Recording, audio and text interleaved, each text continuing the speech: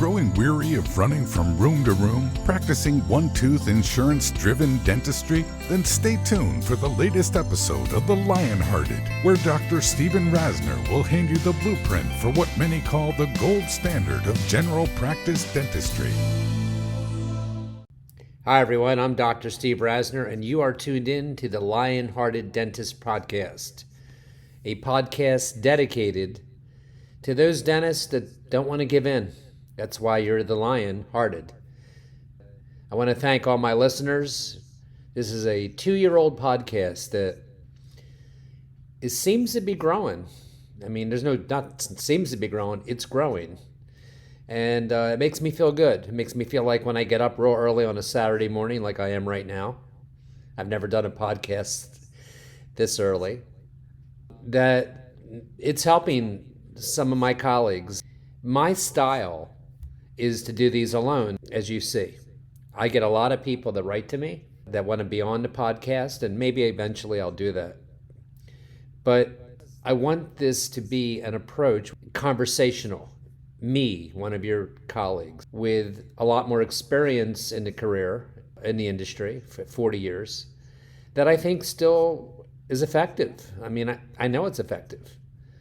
And I think the cool thing is, and I don't know whether you get this, and this isn't a slight on any of my other colleagues out there that do podcasts, because to be frank with you, I don't listen to their podcast, most of them. So I don't know if they have agendas, but I'm not really here to sell you anything. The only possible connection that could come from this is if you go to one of my courses, and I think you should. That's it. And so I judge it by really the number of people that download each week and each month, and it has grown significantly. And it always makes me feel good when I see it growing in countries like India or the United Arab Emirates all of a sudden, and even Russia recently. You know, I don't know. I'm just a guy, like, I think you get it, that's had a lot of success. Now look, I got colleagues that have 40 offices. That's not what this podcast is about. Then the guys with 40 offices or 20 offices or 5, I am sure have done very, very well financially, way more than I'll probably ever do. So this podcast really is about you and I, those of us in the profession whose dream once was to first just to be a dentist. I mean it. And then you aspired to becoming this really good dentist. You know, when we were back in dental school, there's always a couple guys that had hands of gold, right? I mean, they could literally carve and wax teeth up like works of art in those early months in dental school. Do you remember that? I was never good at arts and crafts.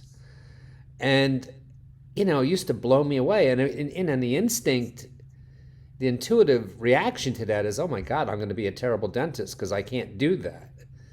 And we both know you don't need to do that. You need to do that if you're a lab tech. But you can have an amazing combination of a business, the business of dentistry, and feel incredibly accomplished as a doctor of dental medicine, and even as an artist that, even though in my case I subcontract my artwork to labs I trust. And, you know, the net result, the bottom line to this, and I'm probably rambling because it's too early and earlier than I usually do these. The net result is, you know, I walk into an office like a lot of you do on Monday morning. And did you ever stop and think as you walk through and you see a few people in your reception room, or you used to anyway, before the pandemic? I can remember times when there would be, you know, quite a few people in my reception room on a Monday morning. And it would stress me out, you know, and now I think differently. And maybe this is the payoff for you listening, those of you that like to connect with me, to the seasoning of one of your colleagues, because now I don't look at it like that. I look at it like Every one of those people sitting in that reception room, trust me, at some point I made a connection with them. Some of them, by the way, 40 years ago. Some of them I've known for a couple years or a couple months. And I don't know, you ever stop and think about that? That these people, get up in the morning on a given day, they dedicated a spot of their week to coming to you and invested money with you. And you have this whole practice of these people. So I don't look at it anymore. It doesn't stress me out. It makes me proud. And it makes me want to earn that right that I have to for their trust. It wants me to earn that trust. I mean it. You hear me talk about trust all the time. Look, you tune in each week, and your probably number one goal, if you're listening to me or other podcasts, is to attain a higher level of fulfillment. And to me, that comes from professional and personal fulfillment. They're kind of tied together for me. And so how do we get there? And in this series of podcasts that you listen to with me, it comes from, I don't know what else to say, hard work. And a lot of crossing T's and dotting I's, even after 4 decades of this. And there's a lot of roads you can go down on the way to where I'm at right now that might be more fruitful financially for you. Having 5 or 6 offices, flipping them to a corporate office in New York or a bank, definitely more financially going to pay off than my model. That said,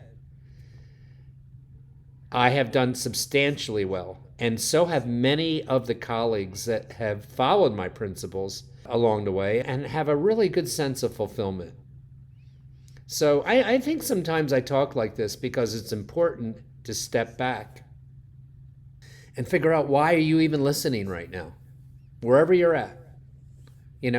Sometimes we just get lost. We go in a direction of something and we kind of forget why we're even doing that. And I would have to say that if you like the things you hear on these podcasts, it's because you must love dentistry and wanting to be accomplished as a dentist, and then tie in the payoff of having that dedication, which brings me to my first point. I think if I had to narrow down 2 things I talk about the most on these podcasts, it would be different aspects of a case presentation, which I'm going to do today too, because it's everything. It's everything. It's how you spend your days, how good your case presentation is. And when I say that, you better know that I don't mean how good is your sales ability. I don't want you to talk people into anything. I even tell my patients that. Maybe earlier in my career, I subconsciously, that is what I wanted, because I wanted them to say yes. But as I've gotten further into my career, it's not the message that you should embrace. The message is that you have something very special to offer the patients in your community that choose to come to you. You should get paid for that. You should be proud that you've put that all together, because not everybody does. Clearly, you need to know that there's, unfortunately, an abundance of our colleagues that go through the motions. They don't love dentistry like you do. They're not listening to a podcast of mine or 20 other podcasters this month. They're going through it because, it's hard to get out, right? You put a lot into this, a lot of years of education, a lot of money to set up an office, etc. So amongst the many things that you'll hear me repeat on these podcasts is how much you've invested personally to attain the level of skills that you can offer the patients in your community. I mean, that is number one. And then presenting that to the patient in case presentation is exactly where that comes from. And of course, there's a million other things, how you lead and your staff. And because my practice hasn't enjoyed the success that it has just because of me, it's not even close. So yeah, there's a lot to get down, but you got to hear me. Most of what I shared with you, most of the success that I have has come from diligence, hard work, not giving up, not quitting. And I know as I speak to you today that there's so many levels of where you're at right now. There's associates. Well, let's back up. There's those of you in dental school right now that, your next thing you have to check off is a final exam, or you got to get through your senior year. And then there's just an army of young dental graduates that are associates right now, and many of you unfulfilled. Because that usually is an unfulfilling part of the career. I'm being honest. I was an associate too. The whole time I was an associate, I had a burning fuel inside of me. I knew what I wanted. I knew I wasn't going to be an associate forever. That being said, I have an associate of 30 plus years, and it's worked quite nicely for her personality, her career. I think she is fulfilled, but it wouldn't work for me. And I guess if I had to push you, I would push you to try to have your own, pardon the expression, gig, your own office. Because you can call all the shots and you can get it exactly the way you want it. And so I know many of you wonder when the light at the end of the tunnel is going to appear. And I will tell you that it will. It will. If you're diligent and earnest in your pursuit of excellence. And I know that sounds hokey. I know that you hear that on car commercials, but it's true. It's just, I don't believe it's possible to give 100% of yourself and not have it pay off if you follow a lot of the cornerstones that I have provided. I want you to think about for a minute how much you are putting and investing time and money in your skill sets. I try to do this thing with you every week now where I'm trying to make it a little more standard, like what's trending in my practice so you can kind of compare, well, how are you doing? Or how was my weeks? How was the week I just had? And I'm going to get to some of that. And even I reflect back each week and say, how did that happen this week? What led up to me having another very, very good week, which I did have, by the way. When I say that to you, I'm talking significant income, significant collections, significant productivity, spending my days pretty satisfied, 6-digit collection in a solo office. I think that's still pretty good. It's 100% about the skills that I mastered along the way that I can offer patients. So are you working on that? If you watch television and documentaries about anybody that's ever achieved anything, I don't care if it's a guy in Malaysia that tracks and captures eagles. I know that sounds crazy, but I just saw something like that. Or whoever it is. Once there was, I believe, an Olympic, the ski jumpers that take off. There was one from South America that was his passion in life. You have to be passionate, or I don't think you'll achieve what you're trying to achieve. And the passion fuels your desire to take constant education to change your skill set. So when I look back on my weeks, so many of the things I'm doing are because I have an oral sedation permit and I have that down. I wouldn't have had the case. So I know I talk about this endlessly with you, about the investment required, about the skill set, but I think it's easy to think that that's a thing you do once in a while, and it's not.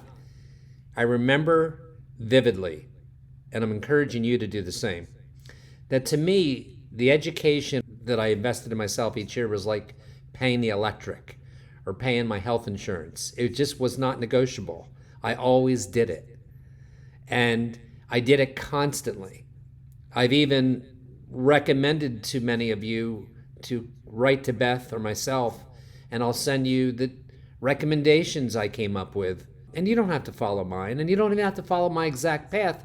It's just worked great for me.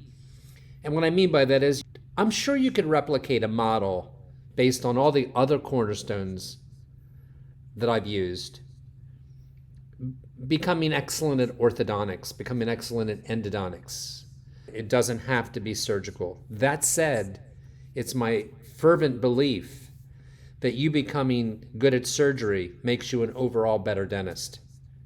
Because it requires an understanding of things that I don't think you need to understand as well in the other modalities that we practice in.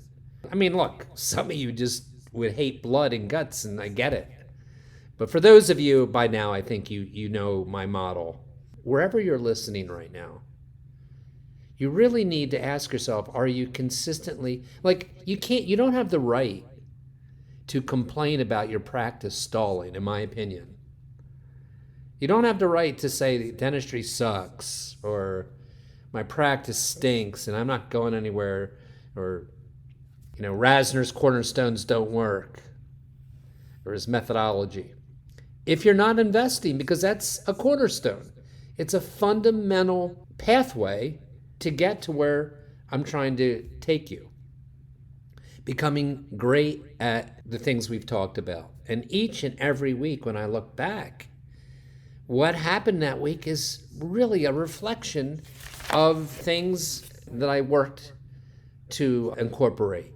Whether it's the oral sedation permit, or taking teeth out, or implant dentistry. So I think the very first thing to take away today is, are you passionate enough? I mean, look, if you don't love dentistry, if you think you've made a mistake, and it's possible, I guess, I hope not for you, then why, it's going to be hard for you to get on board with, when you're done with this podcast, Googling or looking into what CE you have to take.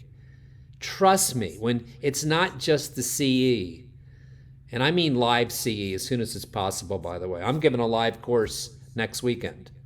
I got 6 doctors flying in from different parts of the country, and I got 2 days of live implant training that they're going to do. That I am positive when those 2 days are over, those doctors are going to be quite at an elevated level of enthusiasm for their profession. Their confidence level is going to be sky high, because I craft the course to not just be, let me have you have 10 cases of implants. I want you to understand why and what you're doing. And I'm sure I'm not the only one in the industry teaching like this. And trust me, we're doing everything on the CDC level and with corona protection, just like I practice every day. I mean, it's not going to be any different. The patients have been screened prior for these doctors. They're going to be screened those 2 days, and somebody doesn't feel well, I'll have to have a backup plan, I guess, because they're not coming in. But that's not my point. My point is that when you take these courses, whether it's mine or many of the others you can take, you meet other like-minded people. I don't know if this resonates when I say this to you, but professional basketball players, football players, soccer players, the ones that are at the highest level got there driven by a passion that made them, and of course some of them have instinctive skills, but we all know endless stories about wasted talent, right? Wasted potential. I don't think anybody's born with an amazing skill set to be a dentist, a dental surgeon, or the things that we talk about. And you certainly can acquire these skills. I acquired them. And I'm certainly no Einstein. And so I'm here, for one, as an example, to tell you that any of us, if you're diligent, but you have to like what you're doing. You have to love the profession. And then a lot of the other stuff that's required for the Lionhearted practice, so to speak, falls into place. And a lot of it comes from meeting other like-minded dentists around the country and the world and picking up pearls that have nothing to do with the course subject that you attended. There's no doubt about that. That's where it came from. That how I have a lot of the things in place that allow me to achieve. So keep that in mind. And if you've never written to me before, write to me. My email is my name, drrasner, R-A-S-N-E-R at AOL.com. And Beth will get off to you my recommended, where do you start? What do you take the first year, second year, third year? Trust me, it goes fast. So let's get into some other things this week. I'm going to tell you this. I think most of you probably do take insurance, or you're at a position in your career where you're trying to transition out of it. And I get that. One of the most common questions I get is, how do I get from this insurance-driven practice I have to this fee-for-service practice, Steve, that you talk about? And my advice certainly would be not to have a meeting and shut off all your insurances at one time. I don't think that's a prudent way for you to proceed with. You have to be willing to plan and meet for your success. They sound like just words, right? But it's true. Think about it, though. Are you willing? Are you willing to do that? Are you willing to sit down, not be practicing, so you're not producing, and meet with your key team members, or all of your team members certain times, an hour or more twice a month? If you're not where you want to be, that's what you got to do. And in one of those meetings, you always go into all those meetings with literally a written agenda of what you're going to be talking about. Nobody walks into those meetings and the attitude is, hey, what are we going to talk about? Or you go off on a tangent because you're mad in the last 2 weeks. That's just a waste of time. That is a waste of time and money. But what happens is they're all structured around ideas that I thought we need to address. So one of yours may be, how are we going to transition out of the insurance-driven practice to the fee-for-service practice? And the way you would do that is you would prepare for that meeting by having your insurance department prepare not every single fee for the meeting, but your major fees of all the insurance companies so let's say you take 10 insurance companies. Wouldn't it be nice for you to look at a graph that had the crown fee that you're paid right now, because they're not the same for each insurance company, or your scaling roof planings, or your 3-surface composites, or whatever you do the most of, your root canal, your dentures, your partials. That's really what I did. I didn't sit down with every single service that we provide. I did the ones we provide the most and compared them. That's how I started. And then when you do that, it's going to jump off the screen at you. You're going to say, oh my God, I've been working with this company? See, because you don't know. You get a check once every 2 weeks or weekly from this company that's part of your income. And you don't sit down at the end of the day, nobody does, and say, well, what do I really get paid for that particular procedure? I don't think anybody does that. So you do it like this, and then you strike them. And I want to talk about that for a minute. Because what you'll probably end up doing, like most of us do that have a fee-for-service practice, is you'll hold the biggest ones for the end. Even if they're bad, you'll hold them, right? Because that's where you get the most money from presently in your practice. Or maybe for me, for example, Delta was the last one I let go. And it was hard for me, I'll tell you why. Because I've been in the same community for 40 years. And I knew that a lot of the teachers, all the teachers in southern New Jersey had Delta. And it was a lot of people that came to me that way. And I knew I had risked losing lots of them. This is an important part of my talk that I didn't know I was going to go into. I mean, you can end this podcast right now and say, I'm not going to do that. And those of you in other countries, I'm sorry, I've got to get to this, because in some sense, I think it does apply to all of us. I know in Canada, You have a choice of following the Royal Canadian guidelines, but you don't have to. You can opt out of that. So it takes real courage to do it.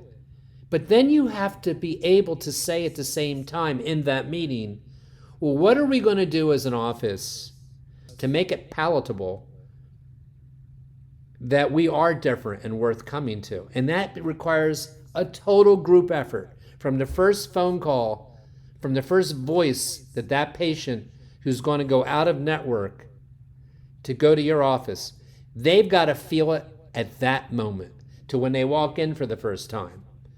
And it's an every time thing. Are you on time? Are you impeccably clean everywhere? Do they pretty much get the same doctor each time? I mean, you've got to take advantage of the strengths that you have if you are in fact doing those things. Is there a connection? My hygienists get an hour to clean all the patients. I mean, I don't think that's a lot personally, but I don't have a hygiene assistant. None of my models are based around speed, how quick we can get through this. And I got to tell you, I'm pretty much killing it, taking my time with patients. If you see a smirk on my face, I am proud of that. We're not making it because, and I mean profitability, because I've figured out how to get through this as fast as possible. Hell with that. That's not this model. I like where I'm at right now with this, and I try to keep these podcasts to 30 minutes or under, because I know you got other stuff to do in your life besides listen to me. But I'm going to pick up on this next week when I talk to you. But here's what I want to end with and what we're talking about. I know a lot of you are unhappy because you're saddled with insurance companies that are toxic. Yeah, they're toxic. I always think that the Sunday television show, 60 Minutes, is going to come out one day and expose these frauds for what they're doing to medicine, what they've done to dentists. How dare them? And I want to be the guy that leads you out of it. And I know some of you just don't believe it can happen because you're barely making it now, maybe, right? And it's scary for you to start eliminating a guaranteed source of revenue. And next week, I'm going to tell you about the letters that these insurance companies send your patients. Trust me, when you opt out, they don't say, hey, that Dr. Rasner was a good doctor, great guy. Sorry he's not with us anymore. But we have a lot of other good guys. That's not what they say. They make it sound like, and I saw their letters because the patients brought them in. They make it sound like your patient, is not allowed to even come to you anymore. They walk a very fine line. I'm telling you, there's something corrupt about it. I couldn't believe what I was reading. So then I recrafted a new letter that went out to my patients that I'll read you. And it's very important because I want to tell you something. It's a beautiful thing to be out of network. It's a beautiful thing to achieve a fee-for-service practice, even if you have to mingle in a few, 20%, whatever reasons in your mind. But it's a process. It may take you 3 years or more to get there. We need to talk about this next week. I hope, I know I go off on rants sometimes. I hope I'm still connecting. It seems like I am by the number of podcast downloads. I hope you have a great week. I'll see you next week on the Lionhearted Dentist.